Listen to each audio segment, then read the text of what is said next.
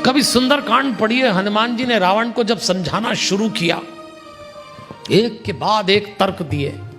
हमारे हनुमान जी वक्ता बहुत अच्छे थे, अपने विचारों को तर्क के साथ प्रस्तुत करना हनुमान जी की कला थी। रावण सुनने लगा। पहली बार रावण के मन में भी आया, मिला हम ही कपि गुरुगुण ज्ञानी। गुरु बनाने लायक आदमी है, हमारे हनुमान जी थे ही ऐसे। विद्वान भी था रावण। रावण को लगा ये कौन है, एकदम धारा प्रभाव बोले। और जब समझाया और नहीं समझे, विनम्रता हनुमान जी कभी नहीं छोड़ते।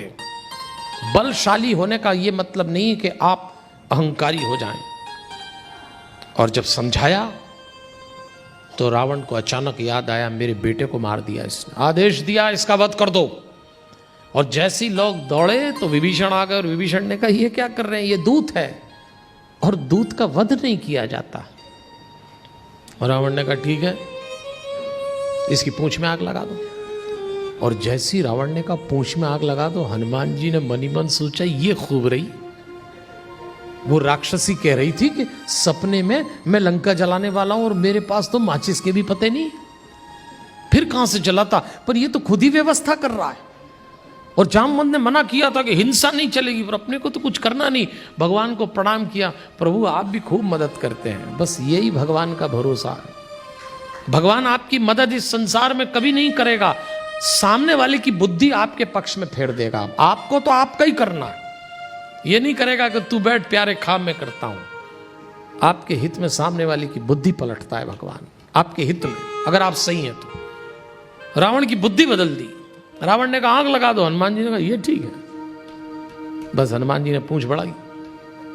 कपड़ा लंका का, तेल लंका का, घी भी लंका का, लपेटने वाले लंका के, उन्हीं के आइटम से उन्हीं को निपटा दिया।